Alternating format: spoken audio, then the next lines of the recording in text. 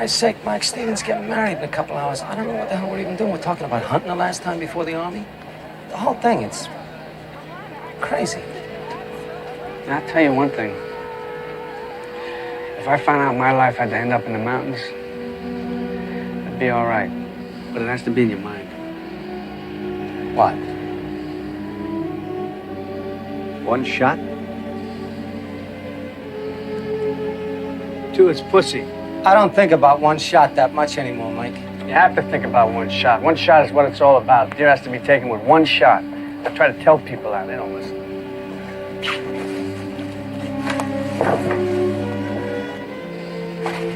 You really think about getting in?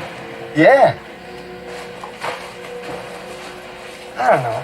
I guess I'm thinking about the deer. Going on. I like the trees, you know? I like the way the trees are in the mountains, all different.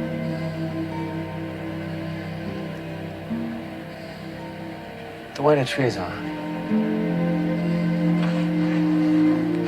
Sound like some asshole, right? I tell you, Nick, you're the only guy I go hunting with, you know? I like a guy with quick moves and speed. I ain't gonna hunt with no assholes.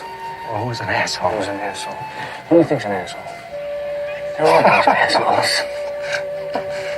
I mean, I love them. They're great guys, but, you know, without you, I hunt alone. Seriously, that's what I do. But you're a fucking nut. You know that, Mike? You're a maniac. Control freak.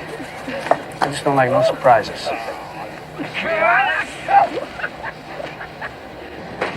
Damn thing, what happened? Well, give it a kick! Hey, not like that. Not like that. Not that. Here. See that? Fucking Abe. Tony, Ouais. t'as vu ça? Il se passe la même chose dans le film. Ah, t'inquiète, c'est de la merde ce film. J'ai l'impression qu'il y a quelque chose d'important. C'est quand t'as dit il est 9h, c'est ça? C'est ça qui est important? C'est vrai, remarque, 9h c'est assez important comme horaire parce que c'est l'heure d'aller dormir. Remarque, une fois, je me souviens, il était couché vers minuit 10. Pourtant, moi j'étais fatigué après. Oh, j'y passerai des jours, des nuits, des mois s'il le faut. Ah non, de Dieu de bordel de merde. Ah, tu m'en dingue. Je m'en fous. Ah, je suis fou. Ah, Tolstoy. Ah, ton cul. C'est mon génie.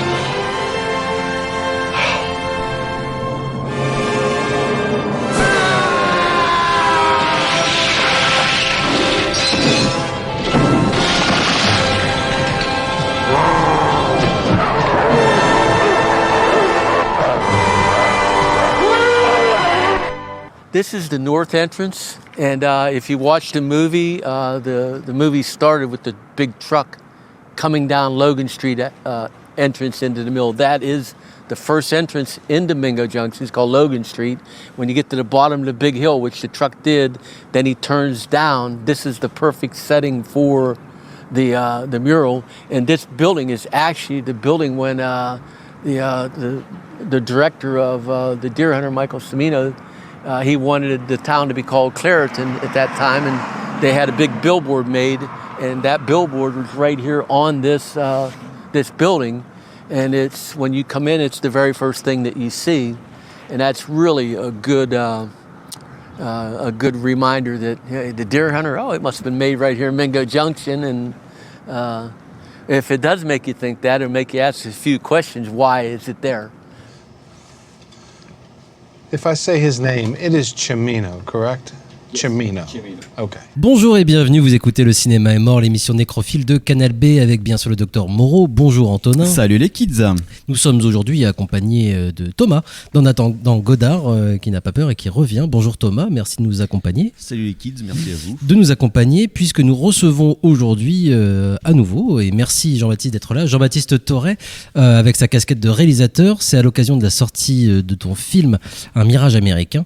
Merci Jean-Baptiste d'être avec nous. Merci à tous les deux, à tous les trois. La première fois que je fais une émission avec toi, non, Godard? Avec Thomas. Ouais. Tu peux prendre ton micro pour parler. Nous sommes à la radio, je ne sais pas si tu... Bon. Oui, effectivement, c'est la première, oui. Et voilà, non, mais merci pour votre invitation. C'est pour renouveler un petit peu. C'est un plaisir. Jean-Baptiste, on avait déjà évoqué Cimino ensemble, c'était il y a une dizaine d'années maintenant, à l'occasion de la sortie de ton livre, donc c'était Les Voix perdues de l'Amérique. Malgré tout, je pense que pour tous les auditeurs, même s'ils ont vu le film, j'aurais aimé qu'on vienne rapidement sur le projet justement du film, comment est-ce que c'était né, que tu nous rappelles par exemple ta rencontre, rapidement, hein, bien évidemment, qu'on ait le temps d'évoquer d'autres choses, mais la rencontre avec Cimino, le livre peut-être rapidement, et puis comment naît le projet justement de ce Mirage américain qui sort aujourd'hui au cinéma.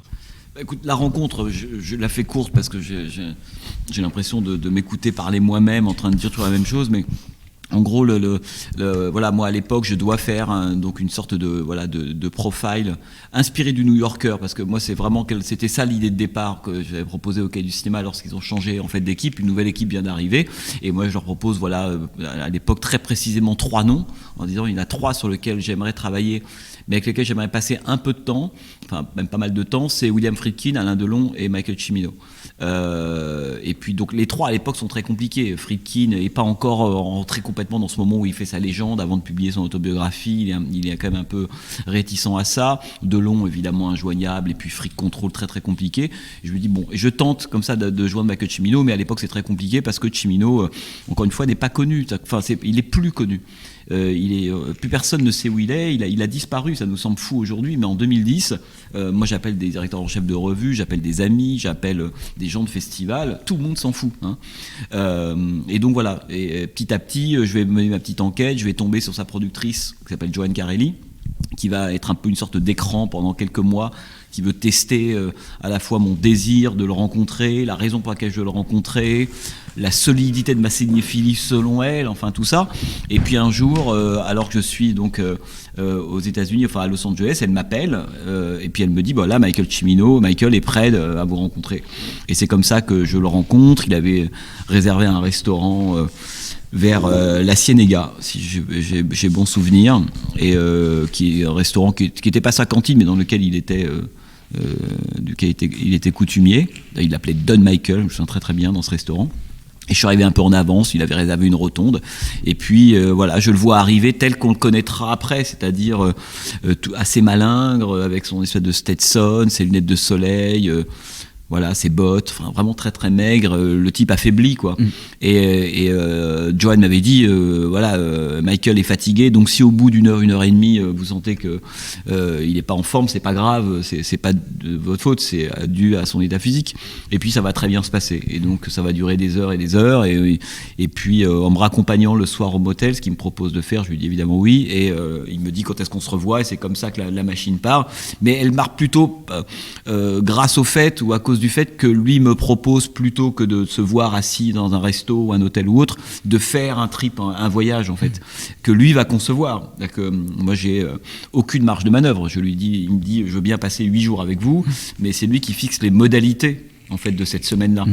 Comment on va aller passer ces 8 jours. Et c'est lui qui me dit on va prendre la route, on va aller de Los Angeles à Montrose dans le Colorado, en passant par des endroits précis. Je pense notamment à Barstow, qui était un endroit du Nevada par lequel il voulait passer, parce que c'est un endroit qui est un peu inconnu aujourd'hui, mais qui pour les amateurs de courses de bagnole est extrêmement connu, puisque c'était un endroit qu'il fréquentait souvent avec Steve McQueen. Je rappelle que Steve McQueen était son premier choix pour La Porte du Paradis avant Christopherson, et Steve McQueen est le premier à qui il a montré la première version finie de Voyage au bout de l'enfer. Ouais. Et voilà, et donc je fais ce voyage avec lui, qui à titre personnel est sans doute la semaine la plus épuisante de ma vie. Parce que je conduisais, je lui posais des questions, j'écoutais ce qu'il me racontait, j'enregistrais, il me donnait du travail malgré lui dans la nuit, parce que c'était plutôt un insomniaque, donc arrivé à 1h30 du matin, on était seuls dans les motels, et puis il me dit Jean-Baptiste, j'ai ce scénario, lisez-le, on en parle demain matin. Voilà. Pour lui c'était une phrase qui prenait 4 secondes, et je savais déjà que j'allais dormir 2 heures. Et notamment le fameux script du western en Long Sioux, dont je parlais dans le livre et Conquering dont là, il Horses, reparle. c'est ça. Voilà, c'est Ouais. ça. Et dont Stone raconte que s'il avait voulu, après c'est discutable, mais s'il avait voulu, il aurait pu le produire à un certain moment. Et voilà, moi je suis revenu, j'ai fait l'article, c'est devenu plus tard un livre, parce que d'abord il n'y avait rien sur Michael Cimino, ce qui nous semble aberrant. Alors après qu'on commence à rentrer dans ce type de questions, tous ces cinéastes importants sur lesquels il n'y a rien, c'est phénoménal. Mais il se trouve qu'il n'y avait rien sur Michael Cimino, ce qui, moi, me semblait fou. Donc, c'est devenu un livre. Et puis, voilà, pour aller vite, le temps passe. Moi, le cas de Cimino, il est réglé. Je suis complètement passé à autre chose. Puis 10 ans, c'est long. On en fait des choses en 10 ans. Et c'est là qu'il y a une demande d'Arte qui est prête, en fait, à produire un doc sur Michael Cimino, parce qu'en fait le principe d'Arte, c'est qu'ils ont des cases comme ça, doc cinéma, etc. Et ils commencent d'abord toujours par acheter un film, et puis achetant le film, ils se disent pour que notre soirée soit complète, il faut un documentaire. C'est important de savoir ça, c'est que certains documentaires se font, on pourrait presque dire la raison qui initie ensuite la soirée consacrée au cinéaste, puis on va chercher un film, mais souvent c'est l'inverse. Et, comme un bonus, quoi. Un bonus, oui, DVD, un complément, une sorte de voilà. Et or Arte, bon, c'est encore une des très rares chaînes de télévision aujourd'hui qui produit documentaire, dans le sens qui met un peu d'argent et du budget, parce que beaucoup de chaînes qui produisent du documentaire, je mets beaucoup de guillemets au terme de produire, mais vous donnent 8, 10, 12, 15 000 euros, on fait rien avec ça. Ou alors on fait toujours la même chose, c'est-à-dire qu'on loue une maison ou un hôtel, on prend un canapé, on fait venir 5 personnes, on achète quelques archives, et encore, généralement des archives qui sont liées au film que la chaîne va diffuser, parce qu'à ce moment-là, il y a une sorte d'accord qui est fait, donc les contraintes sont colossales. Et moi, pour moi, c'est plus des bonus DVD, ce qu'on appelle le documentaire. Moi, j'ai suffisamment de respect pour le documentaire. C'est pour ça que la question que je me pose, moi, à un moment, c'est de me dire, le documentaire, je vois bien comment faire un doc télé, parce que tout le monde fait le même, un truc très formaté.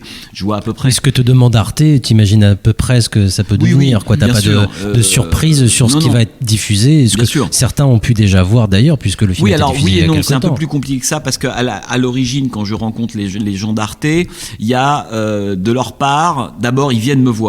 Déjà, ils viennent voir quelqu'un qui, en fait, a écrit un livre sur Michael Cimino. Ça peut sembler totalement naturel et évident de la part des chaînes de télé, mais ça l'est pas. C'est-à-dire que la plupart du temps, les gens qui font des documentaires sont pas des gens dont on attend qu'ils fassent un doc sur le sujet, puisqu'ils le connaissent peu ou très mal.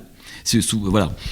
Donc le fait d'aller chercher quelqu'un qui, a priori, connaît son sujet, c'est déjà plutôt courageux de leur part, parce que ça veut dire que j'ai un point de vue, ça veut dire que je vais être un peu moins consensuel et que je vais être un peu moins intraitable. Voilà. Et ça, pour eux, c'est compliqué. C'est-à-dire que je citerai pas d'exemple, mais j'ai participé à des documentaires faits par des gens sur des sujets. Je ne comprenais pas pourquoi ces gens-là faisaient les films. Mais bon, c'est du flux. Hein. Et puis quelqu'un qui connaît pas son sujet est complètement malléable. On peut lui dire, bon, enlève ce quart d'heure-là, rajoute ce quart d'heure-là, mets cet extrait ou autre, il s'en fout.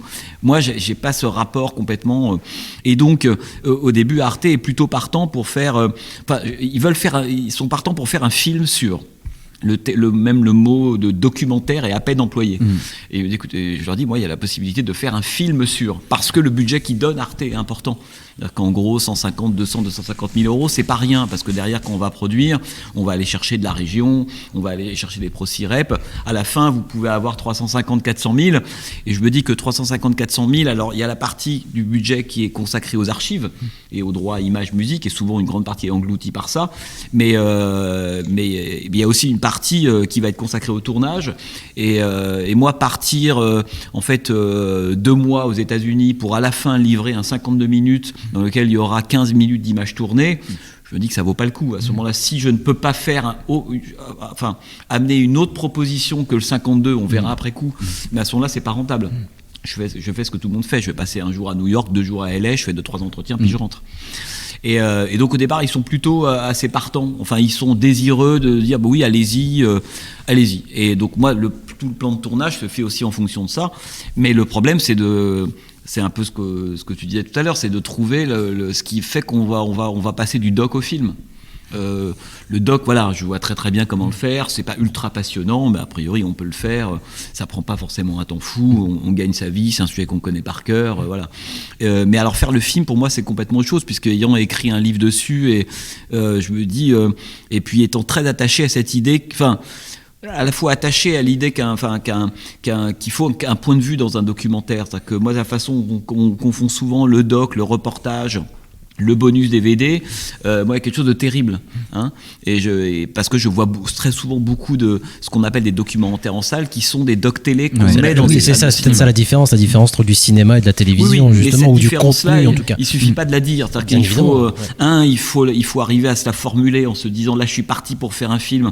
Moi, j'ai fait par exemple un film sur Godard, hein, qui n'est jamais sorti en salle parce que j'ai toujours refusé de le sortir en salle, non pas parce que le film est indigne, mais parce que pour moi, c'est quelque chose dont l'écran est la télévision.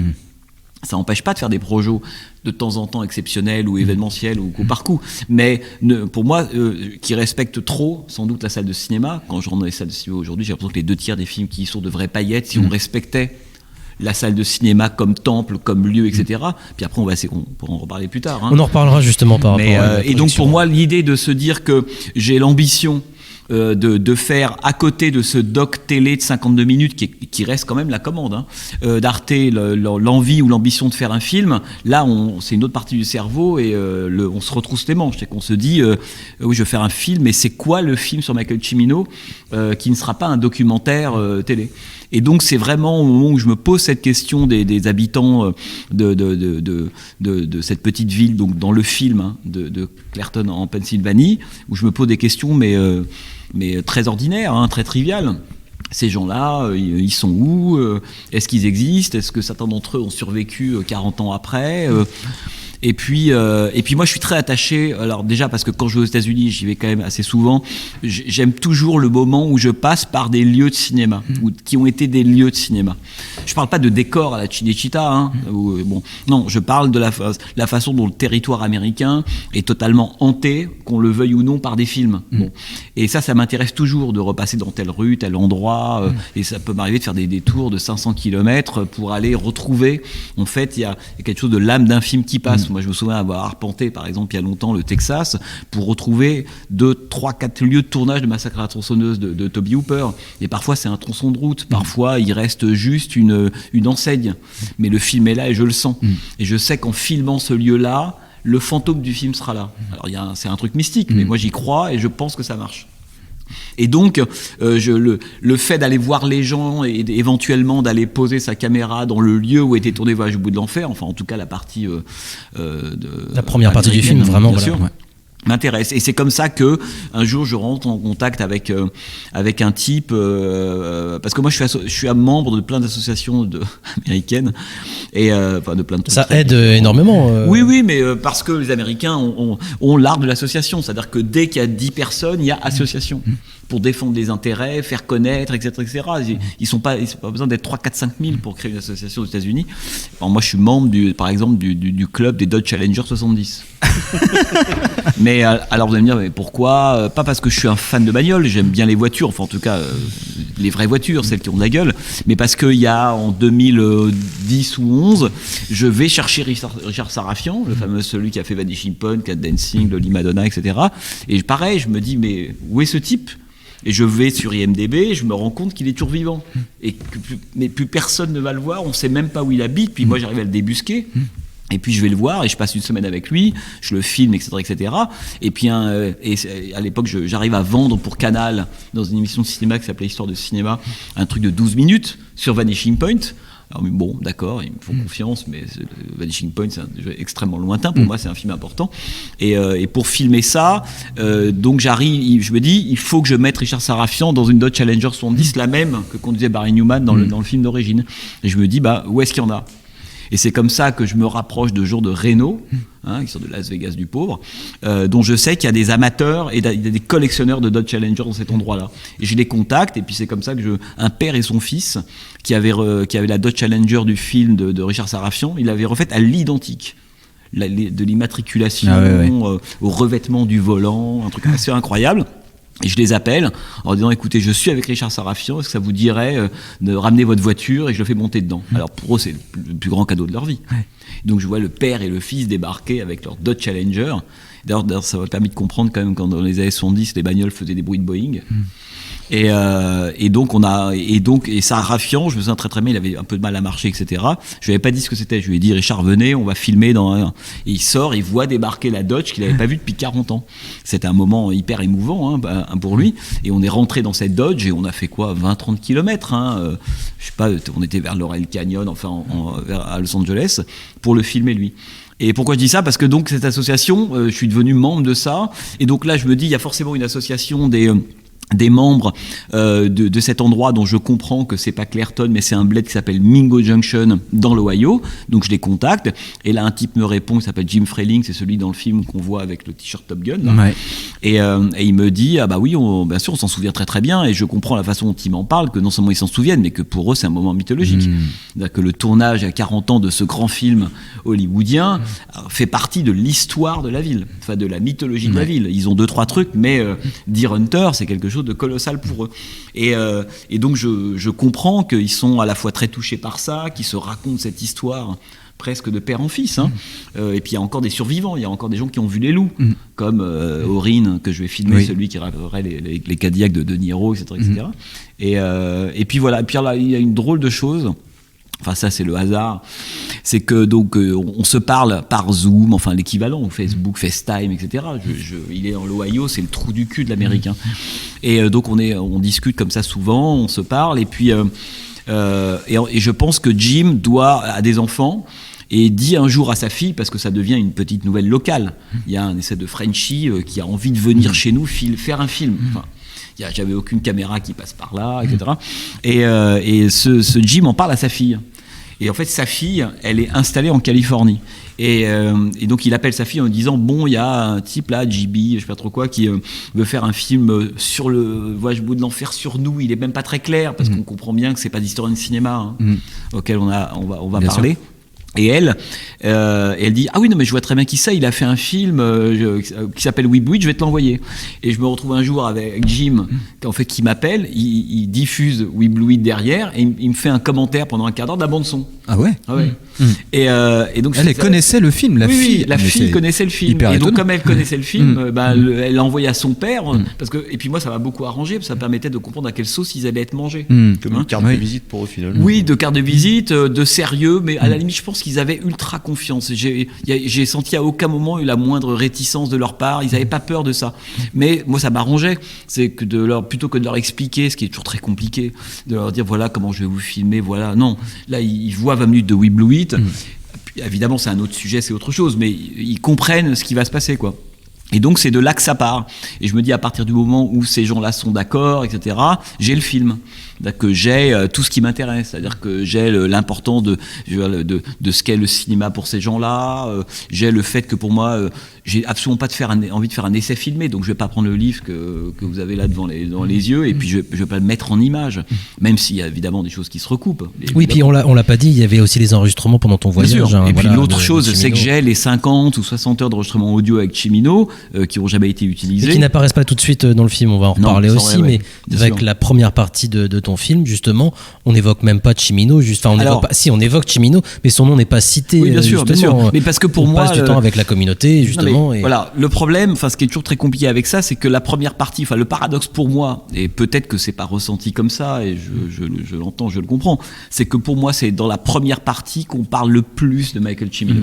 Et moi, c'est ça qui m'intéressait, mais pas comme un historien de cinéma, un cinéphile ou un critique, parce que ça, retrouver ce qui faisait justement Et donc je me suis dit, il y a un truc que ne pouvait pas retranscrire le livre, parce qu'en fait c'est ça, on va dans les angles morts même du rapport qu'on a eu, etc. Et le truc qui manquait au livre, mais de fait, parce que c'est un livre, un essai, c'est ça. C'est-à-dire qu'à un moment donné, à atteindre cette vérité et donc de la puissance du cinéma de Cimino, et à partir de là même du rapport qu'on a au cinéma. Moi, j'ai adoré voir que ces gens-là, en fait, sont pas des historiens ou des critiques, et donc ils ont une façon d'aborder le film qui est pas du tout la mienne. Non, mais il il y a une forme de vérité malgré tout qui est très forte. Ils ont un ressenti qui est très fort par rapport au film. Non, et puis surtout, c'est que, alors là, moi, un truc dont j'avais l'intuition depuis longtemps et qui pour moi était le plus important, c'est que le cinéma de Michael Cimino, en tout cas dans le cas de Voyage ou de La Porte, c'est quand même des films qui mêlent toujours une dimension, on pourrait dire, un peu fresque, opératique, je veux dire, voilà, assez ambitieuse, le cinéma de la grande forme, on pourrait dire. Et puis à côté de ça, une espèce de forme beaucoup plus intime, qui à mon avis explique le secret. C'est même quand Tarantino dit ce qui est la grande force de la séquence de la roulette russe, et on le sait, c'est pas la roulette russe en elle-même, c'est pas parce qu'elle est bien réalisée ou bien découpée. En fait, on s'en fout un peu de ça. C'est parce qu'on a passé 1 heure avec ces gens-là. Et donc, ce qui leur arrive, d'un seul coup, a évidemment un impact pour nous important. Et ce geste ciminien qui est de me dire, pour rendre hommage à Cimino, pour comprendre ce que c'est que le cinéma de Michael Cimino, et plus largement pour comprendre ce que c'est que le cinéma, à la fin, qui va faire que ça nous aide à vivre et que ça nous apprend à vivre. Le cinéma, c'est pas fait pour que des gens écrivent des livres, en parlent dans des cours de fac, voire même à des émissions de radio entre spécialistes. À ce moment-là, c'est pas grand-chose. Non, le cinéma, ça nous apprend la vie, ça nous structure. Et là, je vois beaucoup, par exemple, de gens qui écrivent sur le cinéma ou qui parlent de cinéma, etc. Mais quand ils sont dans la vie, j'ai l'impression qu'ils n'ont pas entendu la leçon du cinéma dont ils sont en train de parler. Autrement dit, ils sont des spécialistes du cinéma, mais le cinéma les a pas construits. Eux, c'est tout l'inverse. Eux, c'est des gens qui sont pas spécialistes de cinéma du tout. D'ailleurs, ils mettent du temps à me dire le nom de Cimino. Ils me parlent de moi comme d'un producteur. Le fait que ils ne vont pas au cinéma, d'ailleurs. Ils n'ont pas vu les autres films de Michael Cimino. Ils vont pas au cinéma. Pour eux, Hollywood est venu faire un grand film, etc. Ils n'ont pas du tout les codes. Je vais pas commencer à leur dire ouverture, raccord, travelling, profondeur de champ, pas du tout. Par contre, ces gens-là, ils ont un rapport qui est beaucoup plus fort au cinéma que plein d'historiens et de cinéphiles. Donc ils l'ont mieux capté. Parce qu'ils font de Voyage au bout de l'enfer quelque chose qui est dans leur vie est structurant, mais dans leur vie à la fois, j'ai presque envie de dire, intime, familiale et collective, historique de la ville. Et pour eux, c'est un film de famille.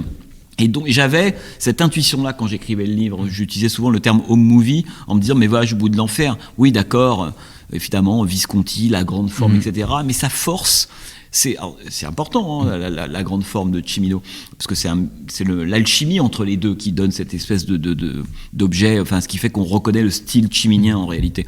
Mais c'est aussi pour eux, en tout cas le Voyage au bout de l'enfer est aussi quelque chose qui renvoie à quelque chose de beaucoup plus petit, beaucoup plus ordinaire, trivial, qui est le petit film Super 8 qu'on se passerait pour montrer sa tante, sa cousine qui est décédée. Et eux ont réalisé, excuse-moi, bien sûr, vas-y. Mais eux ont réalisé ça, c'est-à-dire que ils m'en ont parlé spontanément, sans aucun filtre théorique comme moi j'ai pu en avoir avant d'arriver à cette idée qui pourtant est toute simple. Eux, ils l'ont accompli, cette idée-là. Et c'est pour ça, d'ailleurs, que je termine là-dessus. Au moment où se pose, moi j'avais l'idée, parce que quand on fait un film documentaire, il y a ce qu'on a préécrit, on a ce qu'on a prévu, et puis il y a ce que le réel va vous apporter, va chambouler. Et puis heureusement, sinon on s'ennuierait à mourir. Il y avait quand même des trucs que j'espérais faire, écrites, etc. Bon. Et parmi celles-là, il y avait la projection de Voyage au bout de l'enfer. Donc je me suis dit, je vais voir ces gens-là, je vais passer du temps avec eux, parce qu'on a quand même fait un road movie et on s'est à un moment donné arrêté à Mingo Junction.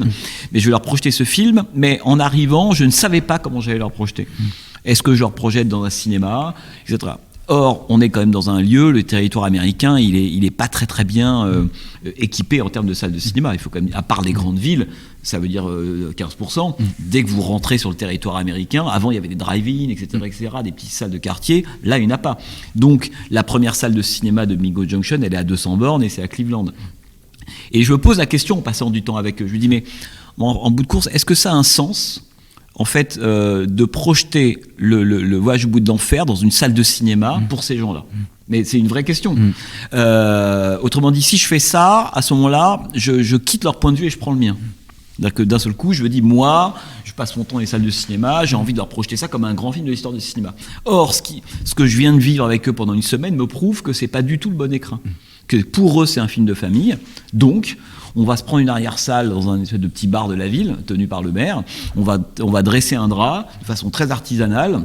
On va chercher la sono qui nous a été installée de façon extrêmement sympa par un bassiste d'un groupe à côté de Steubenville. Il est venu, il a tout mis. Et donc, de façon totalement artisanale, on a projeté Voyage au bout de l'enfer comme un home movie, ce film monstrueux, vraiment sur un drap, à l'intérieur d'une toute petite salle, et je trouve que le dispositif lui redonnait en fait sa valeur, à mon avis qui est sa force aussi, c'est justement cette valeur de home movie. Hein. Et voilà une question voilà le genre de question qu'on se pose, en fait, auquel on n'a pas réfléchi vraiment avant, et sur place, parce qu'on doit quand même se poser des questions a priori sur tout, hein, alors que je pense que si j'avais fait un doc télé, bah, j'aurais mis plein pot un extrait de Voyage au bout de l'enfer. Voilà, aucun intérêt, on s'en fout.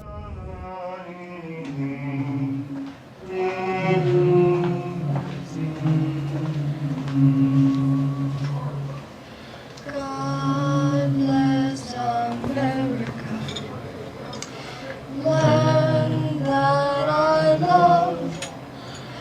Stand beside her and guide her through the night with the light from above. From the mountains, through the prairies, to the ocean, wide with foam. God bless America, my home, sweet home. God bless America, my home, sweet home. It's the Nick. Here's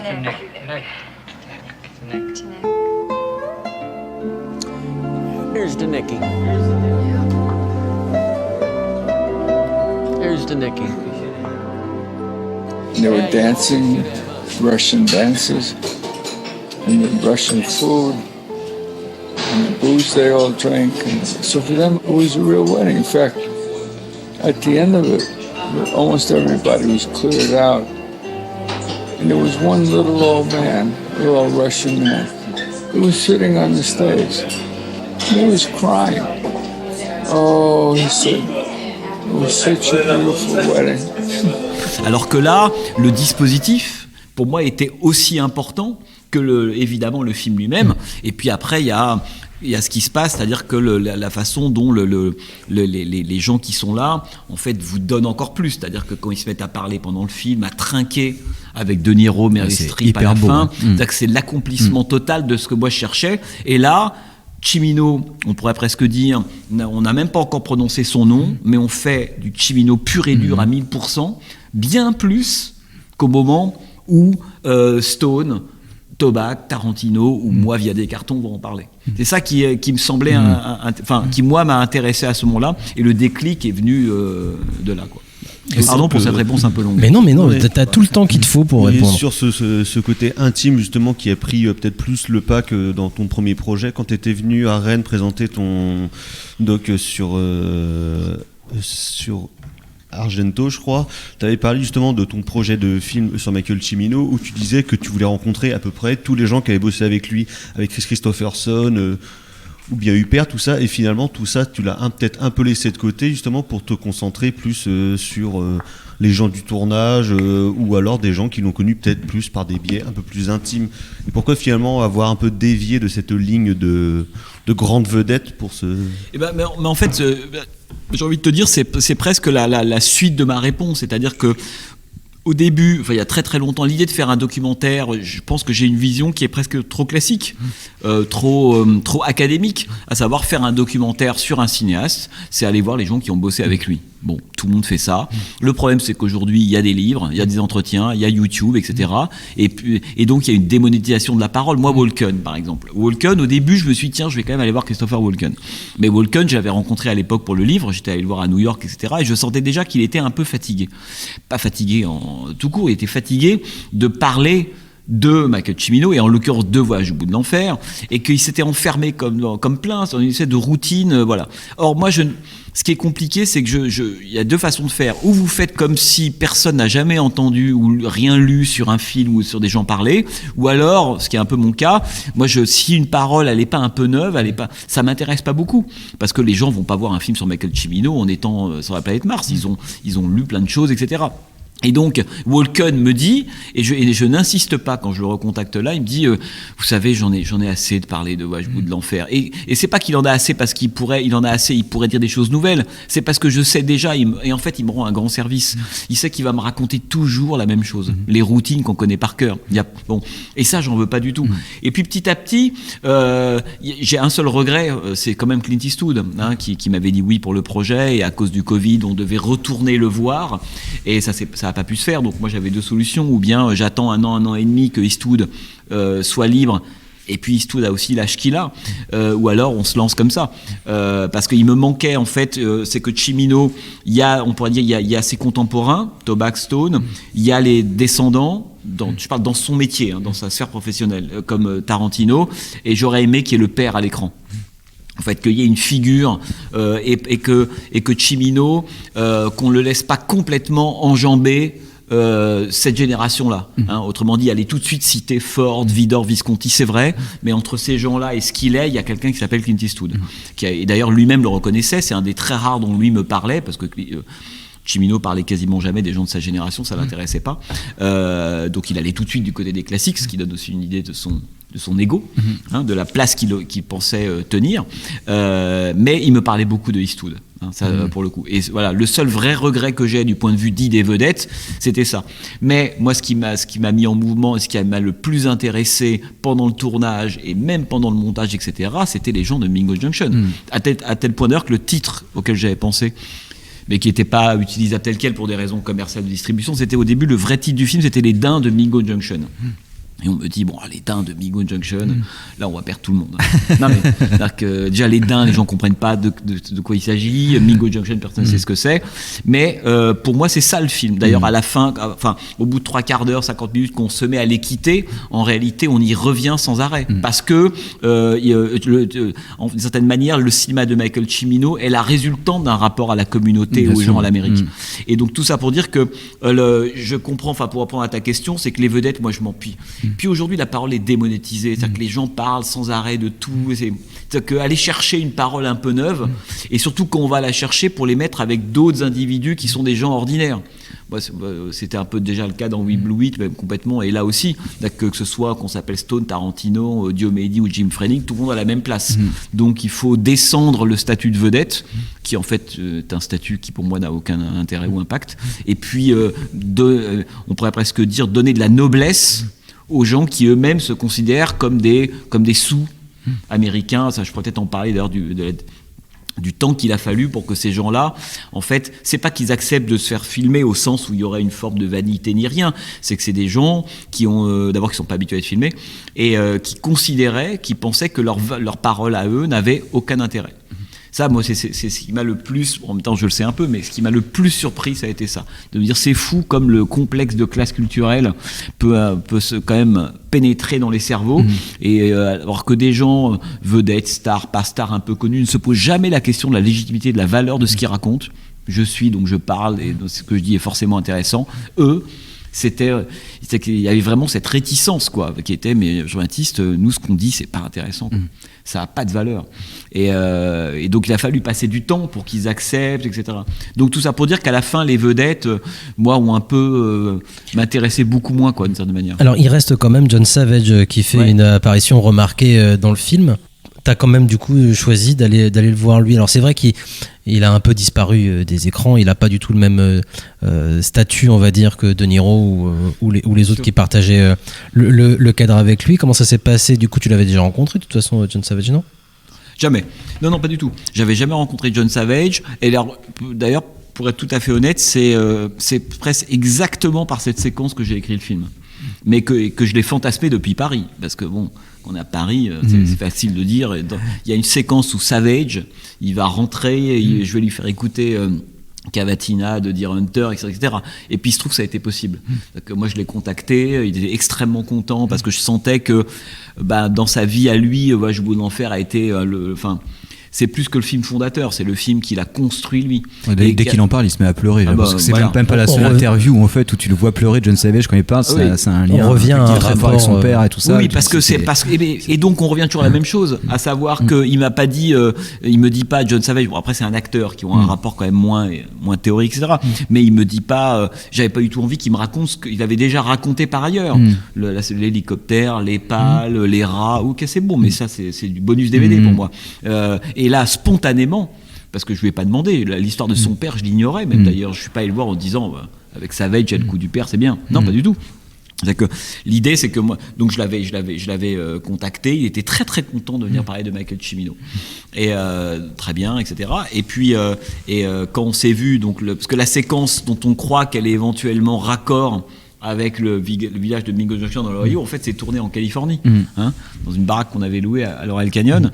Et donc il vient, il arrive sans que je lui demande, avec une espèce de tenue quasiment la tenue Steven militaire. Je l'ai pas du tout, je lui ai pas donné un dress code. Je lui ai pas dit, bon John, quand vous arrivez, oubliez pas quand même, je vous d'en faire, pas du tout. Il est arrivé spontanément comme ça. Et donc on a fait un long entretien. Et je lui dis, parce qu'en fait moi c'est ça que je venais chercher avant même l'entretien, je lui dis à un moment, voilà, je vous demanderai, vous allez descendre ici, mais comme c'était en contrebas, il voyait pas ce que c'était. Je lui dis, vous allez descendre là, vous allez rester 10-12 minutes. Il va se passer quelque chose. Faites absolument ce que vous voulez, mais par contre, ne regardez pas la caméra et ne sortez pas du cadre, grosso modo. Il avait de la place, parce je crois qu'on tournait en 30 ou 40 mm, donc on avait quand même un peu de champ. Et il m'a dit d'accord.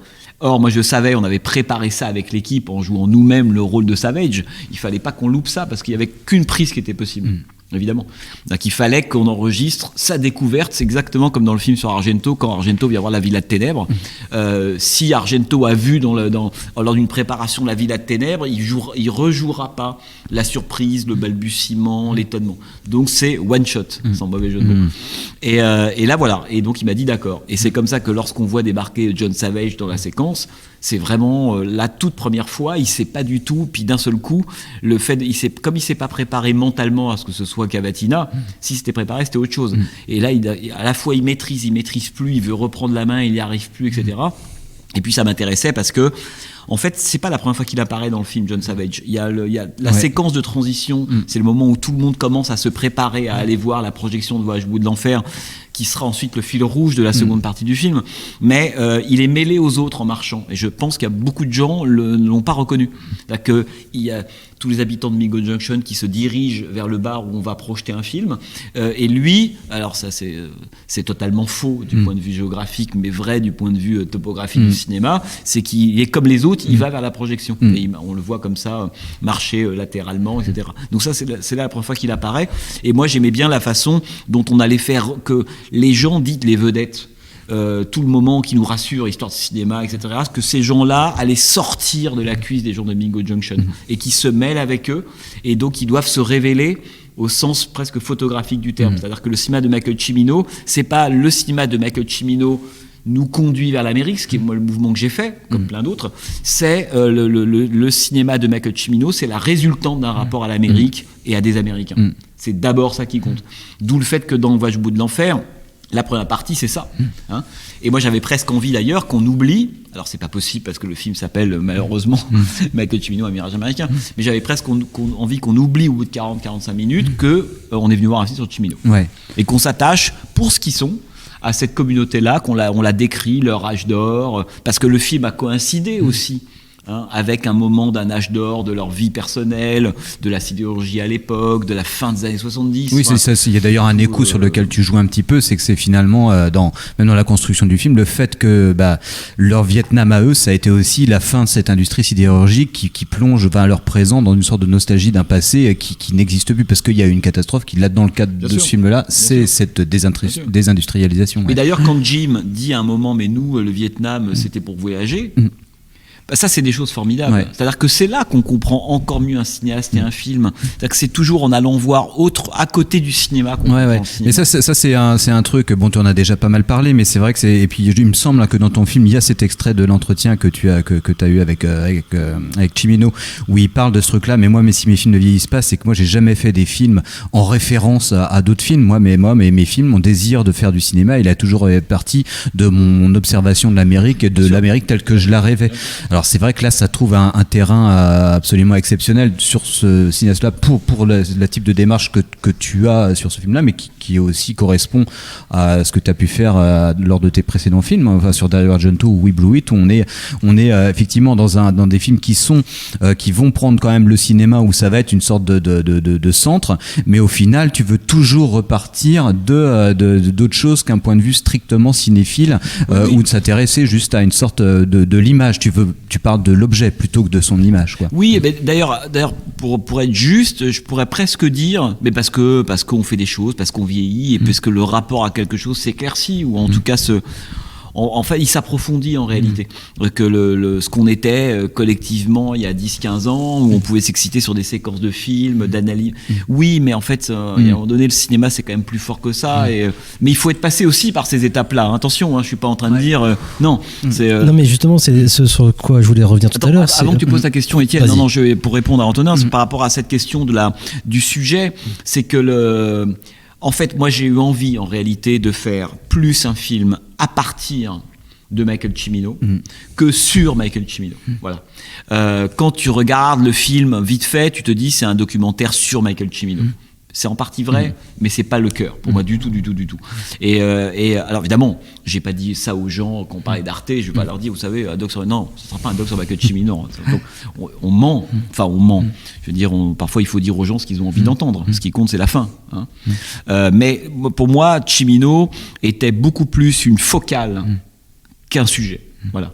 Parce que si Cimino est grand, quand Cimino parle de son rapport avec les autres, avec l'Amérique ou autre, Cimino un autre, on en fout, il dit des vérités universelles, ou il dit un rapport à l'Amérique à une période qui dépasse largement le cas de cette film à lui. Je veux dire, c'est ça qui, moi, m'intéressait pour le coup.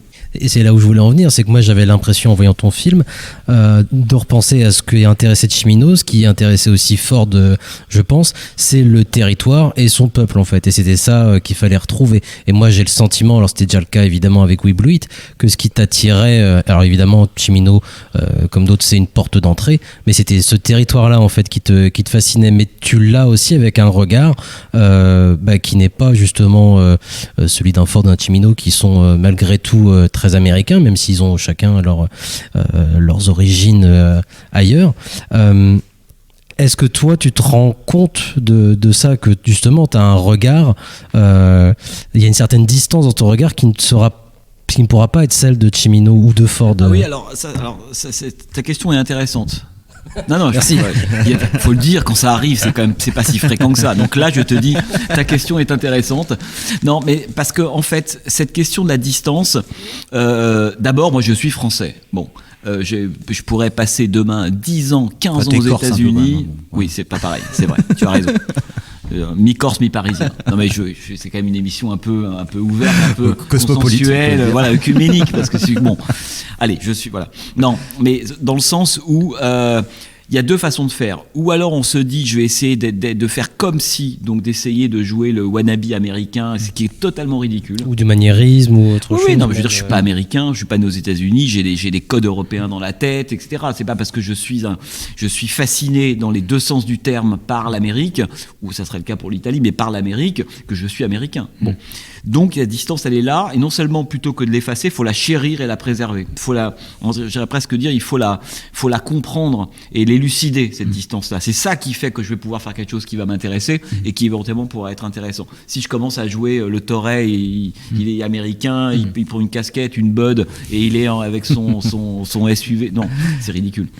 Mais par contre, là où je suis moins d'accord avec toi, c'est que tu as mis dans la même phrase, en fait, tu as mis Ford et Cimino est un vrai Américain.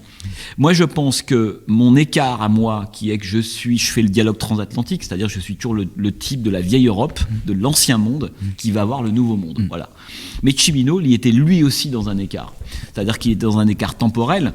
On en a souvent parlé de son anachronisme-là, quelqu'un qui n'était jamais de son temps. Alors, je vais vite parce qu'on pourrait en parler évidemment des heures, mais quelqu'un qui n'est pas de son temps. Autrement dit, dans un écart temporel avec son Amérique, avec son temps, etc. Et même dans un écart temporel mental, avec son désir d'Europe. Il va faire le Sicilien quand même. Il cite beaucoup la littérature russe. Il est comme beaucoup d'Américains. Je ne parle même pas des gens à la Ford d'origine, on pourrait dire européenne, irlandaise ou autre. En tant qu'Américain, lui venant de la côte Est, cet écart, il le sent avec l'Americana. C'est-à-dire que les Américains sont tous en écart avec eux-mêmes puisqu'il y a plein d'Amériques.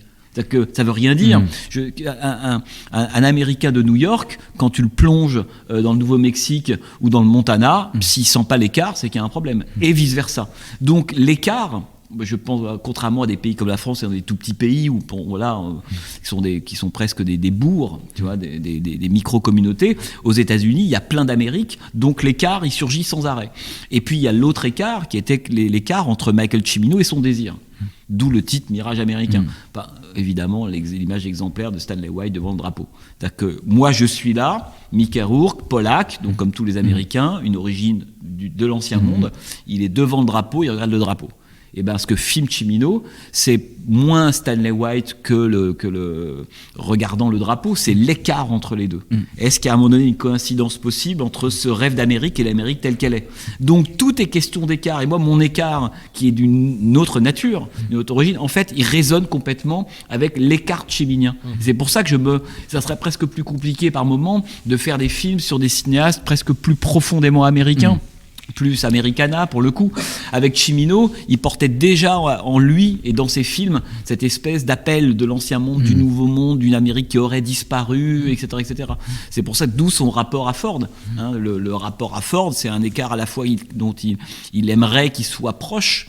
Donc je reprends cette ligne de Ford et qui est extrêmement lointain. Enfin, c'est la phrase de Stone dans le film que je trouve dure, juste et en tout cas intéressante. On aimerait que le film ressemble à un film que la vie ressemble à un film de John Ford et c'est plutôt un film de Sidney Lumet. Ça c'est tellement alors c'est en langage cinéma, les gens dans la vie de tous les jours vont se dire de quoi ils parlent, mais c'est pas grave. C'est hyper parlant. C'est hyper parlant et c'est là qu'on comprend que le cinéma il nous apprend le monde, mais dans le vrai sens du terme. Si le cinéma nous apprend que le cinéma c'est pas très intéressant. Enfin, moi, ça m'intéresse plus. Voilà, d'être tous dans sa bulle. C'est pour ça que c'est intéressant aussi, justement, que tu été chercher Tarantino, qui pendant longtemps était dans cette bulle-là, justement, qui s'est ouvert dernièrement avec son dernier film.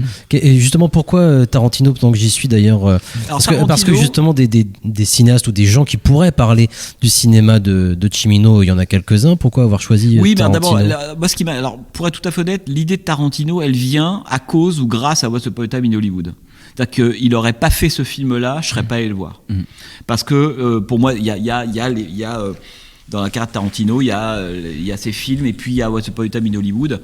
Et là, j'ai eu le sentiment qu'il se reconnectait, enfin en tout cas avec une humeur qui moi m'intéressait, évidemment le rapport aux années 70, cette idée d'un cinéma plus possible.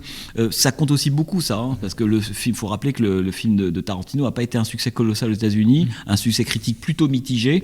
Lui était hyper abattu. Moi, quand je le vois, on est au moment de la Oscar season aux États-Unis, donc c'est le moment où tout le monde attend les nominations, etc. Et lui sent. Quand je vais le voir, il sent que c'est mort, qu'il n'aura pas l'Oscar de meilleur film. Voilà, il sent, parce que c'est quelque chose de très politique, il y a plein de bruit de couloir. Pendant 3 mois, tout le monde ne pense que ça à Los Angeles. Et lui, il sent que c'est mort. D'où le côté un peu fatigué de Cimino dans le film, d'ailleurs. De Tarantino. De Tarantino, pardon. Et moi, ça m'arrangeait parce que c'est vrai que le Tarantino un peu show-off, des bonus, je m'en fous un peu, Corbucci, Solima, très bien. Et là, d'un seul coup, il était un peu sonné en fait par le fait que Once Upon a Time in Hollywood n'avait pas eu le succès ou autre, et surtout que je pense qu'il a vieilli d'un seul coup dans sa tête. C'est-à-dire qu'il a compris que ce type qui a été pense-t-il, à un moment donné, dans l'air du temps, hyper hype, fun, adoré par les médias, machin, il faisait un film qui était le début du décrochage. C'est-à-dire où il se mettait à commencer à toucher une communauté qui est plus celle de la pop culture. Et ça, pour lui, c'est capital. Et je pense que c'est ça qui l'a vraiment déprimé. Moi, j'ai vu c'est pas Tommy Hollywood en salle, je pense comme vous tous, je l'ai vu même plusieurs fois, et je voyais bien des gens qui sortaient de la salle et qui n'avaient aucune connaissance de ce que c'est que l'année 69, Deep Purple ou Charles Manson.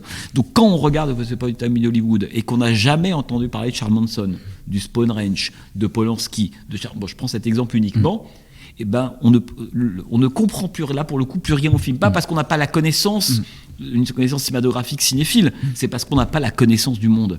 Et de quoi se rend compte Tarantino? C'est que jusque-là, comme Cimino, ou Visconti, ou plein d'autres, je veux dire, on parlait de Al Ashby, Chasberg, Coppola, Friedkin, même jusqu'à des gens comme, je sais pas moi, Paul Thomas Anderson récemment, ou James Gray, ou tous ces gens-là.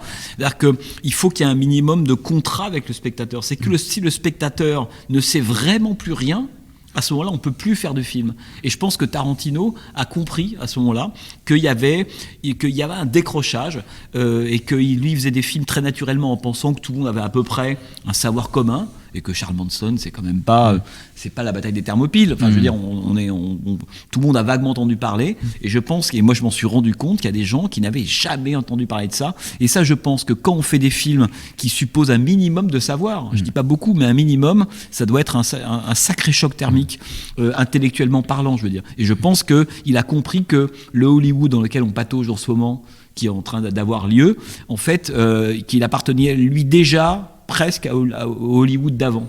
Et avec ce film-là, il a fait l'expérience du Hollywood contemporain. Et ben les gens maintenant, ils vont voir des films, ils savent plus rien de rien, ils n'ont rien appris sur rien. Or, pour marcher Tarantino, il lui faut quand même beaucoup d'argent, beaucoup de budget, donc il faut qu'il aille choper quelques spectateurs Marvel. Et après, bon, c'est une autre question, mais la question c'est de se dire, est-ce que les gens qui vont voir des Marvel au cinéma, ils vont au cinéma ? Moi, je crois pas. Je pense qu'ils vont voir des films de Marvel en salle. Ça n'a rien à voir. C'est pas des spectateurs de cinéma. Oui, bien sûr. Ah bon, c'était pour répondre à la question. Là, on est parti, on a pris des back roads. Et t'as pas complètement, enfin peut-être que j'avais pas terminé ma question, mais ton rapport au territoire américain, parce que là, du coup, on parlait de ton regard sur l'Amérique, mais t'as un rapport aussi, j'imagine, comme nous tous d'ailleurs, un peu particulier au territoire américain, que t'as dû découvrir, comme nous d'ailleurs, via le cinéma, et puis tu le vois ensuite pour de vrai. Même si je suis d'accord avec toi évidemment concernant Cimino et son regard, son rapport à l'Amérique, puisque lui vient aussi, comme tu le disais très bien, mais malgré tout justement, et c'est ce qui se passe quand tu le rencontres la première fois, il te dit voilà, faut voir le territoire pour comprendre mes films. Tu l'avais déjà vu le territoire, peut-être pas celui de Cimino, mais voilà. Ça serait quoi du coup ton rapport à ce territoire et la façon dont tu as envie peut-être justement de le montrer dans ton film? Tu me dis si je t'emmerde. Non, tu m'emmerdes pas. Mais tu sais que ta question est un entonnoir inversé. Donc non, mais je pense qu'enfin en avoir un peu déjà parlé, c'est-à-dire que pour moi, il n'y a pas de recette, il n'y a pas tu peux très bien, par exemple, Mingo Junction, c'est un endroit où on s'enferme pendant 8 jours dans un lieu unique. Donc on est là, moi je reste convaincu parce que pour moi le territoire américain, c'est l'histoire de l'Amérique et c'est le temps. Bon, j'ai écrit là-dessus d'un point de vue très théorique. Là, pour le coup, on est tous d'accord, c'est vrai que je voulais te pousser presque à nous dire ce qui se passe en fait quand tu vas filmer par exemple le même décor qu'il peut y avoir dans l'arbre du canardeur, le lac de la Porte du Paradis. Toi tu poses ta caméra là où Michael Cimino l'a posé en fait. Tu confonds ton fantasme au réel. C'est ça. Qu'est-ce qui se passe à ce moment-là? C'est pas vraiment un fantasme, c'est un truc mystique. Voilà. Après, chacun a son rapport au cinéma, ou voilà, au film, aux images, et donc aux lieux, etc. Moi, je suis pas un fan, par exemple. C'est-à-dire que j'ai jamais été fan de ma vie. Je veux dire, aller à toucher l'arbre de canardeur, je m'en fous un peu. J'ai à demander une dédicace, récupérer le t-shirt mouillé d'un mec connu, je m'en fous. Enfin, je suis pas du tout un fan. J'ai jamais eu un rapport, on pourrait dire, fan, aussi bien aux cinéastes qu'à des musiciens, etc. Par contre, j'ai un rapport mystique à ça. C'est pas du tout la même chose. Ça veut dire que je pense que quand je vais aller sur certains lieux, c'est vrai de Cimino et de plein d'autres endroits où je suis allé, où étaient tournés des films américains, l'esprit du film est là. L'esprit de l'époque où le film a été tourné est encore là. Voilà. Parce que le territoire américain, c'est un truc de strat, c'est comme un palimpseste. C'est pour ça que quand on prend la route, bon, c'est le principe même du road movie, on se déplace dans l'espace, un peu, mais on se déplace surtout dans le temps. Et moi, je crois que c'est le côté magique. Alors voilà, après il faudrait réfléchir à ça très longuement. C'est le côté magique du cinéma, du plan, contrairement à l'image de télé. C'est que même si on ne le veut pas, même si on ne l'a pas anticipé, même si on ne l'a pas préparé ou pensé, en fait, cette espèce de ce passé-là, les fantômes de ce qui a eu lieu à cet endroit-là ressurgissent. J'en suis convaincu.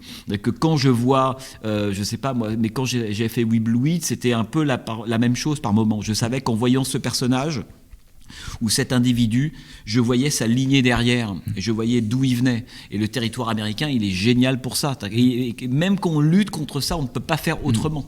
C'est-à-dire que si demain je vais, je sais pas moi, dans n'importe quel bled américain où était tourné un film, je sais que ça a été tourné là. Quand je suis un jour allé, parce que j'étais en Pennsylvanie pour aller faire des repérages, un jour, il est très, pareil, je prends juste cet exemple, hein, il est très tard, il doit être 11h minuit, puis moi j'ai traversé les États-Unis 5-6 fois et seul. Souvent, donc c'est presque un truc d'ascète. Il y a quelque chose de, quand je dis de mystique, je suis pas du tout un religieux, mais je suis plutôt un mystique. Il y a quelque chose d'assez, quand on passe 8-9 heures en bagnole toute la journée seul et que le soir dans un motel seul et qu'on reprend la voiture le lendemain, il y a autre chose qui se joue. Et il faut aller à la recherche de ça. C'est important parce que sinon on est toujours avec des gens, on a un rapport touristique, etc. Et un jour je me prépare à descendre les Appalaches, qui pour moi était un lieu mythique que je voulais voir, mais pas voir, je voulais ressentir ce que c'était que descendre les Appalaches, quoi. Bon, et je sais qu'en haut des Appalaches, enfin à un certain endroit, parce que c'est une chaîne de montagnes qui est excessivement grande, il y a un petit bled qui s'appelle Monroeville. Est-ce que vous savez ce que c'est que Monroeville ? Pas du tout. Non, bah là, c'est bon, j'arrête tout de suite. Monroeville, c'est là où a été tourné Dawn of the Dead de George Romero. C'est l'endroit où est le fameux mall de zombies. Voilà. Okay. Et je me suis dit, je suis à 50 km, il était très très tard de Monroeville, je vais y aller. Et donc je débarque dans le supermarché qui était fermé et le parking qui était complètement désert, etc. Là, j'ai pas ma caméra avec moi, c'est au moment où je suis en repérage, j'ai rien, j'ai une petite caméra, des GoPro, rien du tout. Et on arrive là, donc évidemment, le fantôme de Romero est là, le film est là, c'est quelque chose de très impressionnant. Et la caméra, elle ment pas. Après, moi, c'est un pari. Je me dis, mais tout le monde n'est pas comme moi. Mais je suis convaincu que dans les plans, à certains moments, quand on y va avec ce désir-là, avec cette façon de revoir les choses, etc., il y a quelque chose qui, dans le plan, va revenir.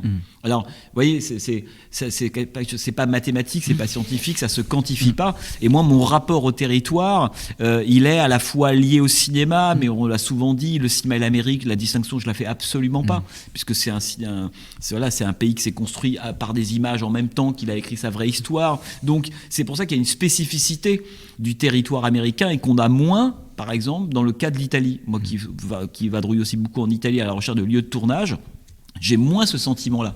Alors peut-être que d'autres l'auraient, hein, mais moi je l'ai beaucoup moins. Parce que puis le cinéma américain, c'est pour moi, je dirais que l'Amérique, si je devais séparer le type de territoire qui m'intéresse, enfin il y en a 3 de types de territoires qui m'intéressent. Il y a la route. Voilà. Alors la route, pour moi, l'Amérique, c'est la route. C'est vraiment, je comprends même pas ce que c'est que voir l'Amérique. D'où pour moi la dimension poétique de la route, ce moment où on doit, à certains moments dans le film, avoir de purs moments de route qui sont pour moi importants. C'est-à-dire que c'est le moment du déplacement dans l'espace et dans le temps, et puis la voix de Cimino arrive, donc on sent bien qu'il y a un problème d'espace et de temps en même temps, puisqu'un type qui est mort est en train de nous parler. Et moi, c'est ça qui m'intéresse. Alors que si je fais le même plan sur la A4, j'ai rien contre la A4 ou l'autoroute dite du soleil. Bon, pour moi il se passe rien du tout de cet ordre-là. Donc c'est un premier type de territoire. Deuxième type de territoire, c'est les communautés en suquet, les territoires purs, type Mingo Junction.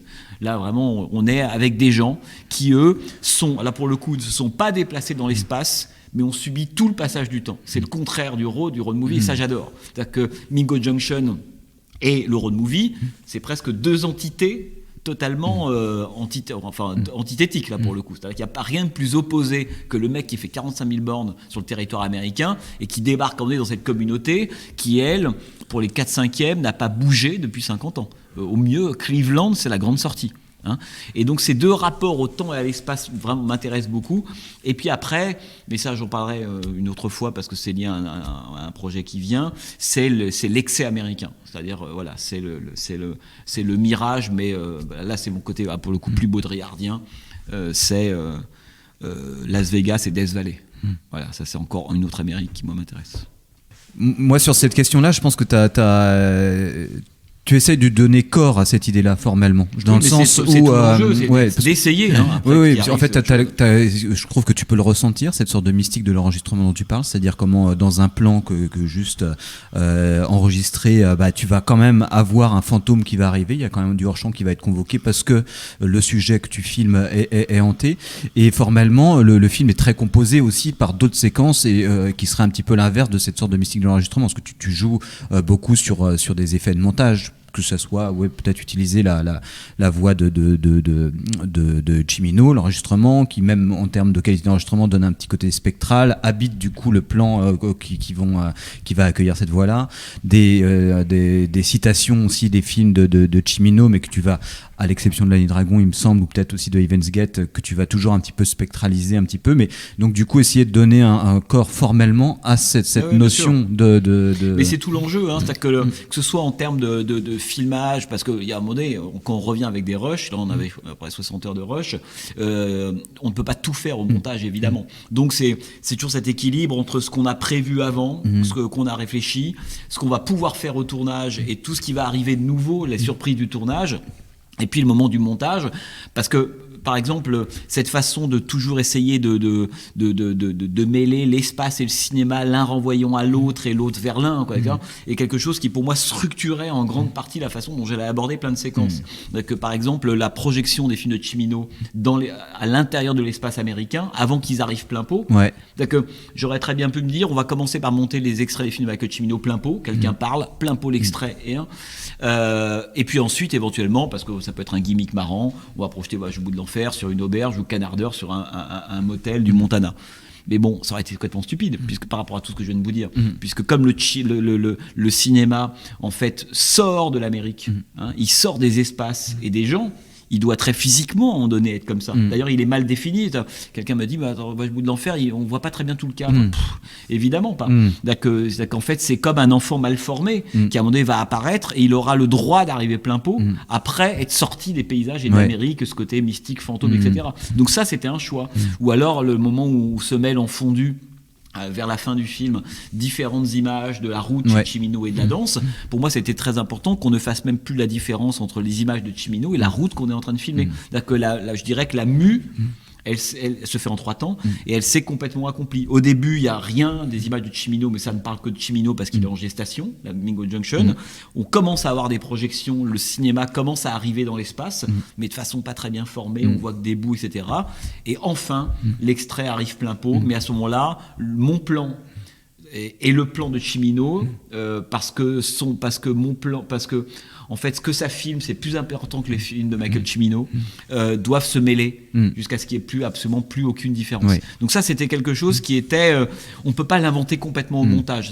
Parce que les projections, par exemple, il y a 1 ou 2 effets spéciaux, mais on les a vraiment faites. Et je peux te dire que c'est quand même... C'est coton. Pour des raisons de luminosité et tout. Puis dans la rue, comme ça, on est sur une autoroute, on met un vidéo proche, il faut trouver où le brancher. Enfin bref. Mais par exemple, la première apparition de la projection du Canardeur sur un motel, c'est vraiment une projection qu'on a faite. On n'a pas après coup en post-prod mis, de toute façon on ne peut pas retrouver cette espèce de sentiment qu'on a là.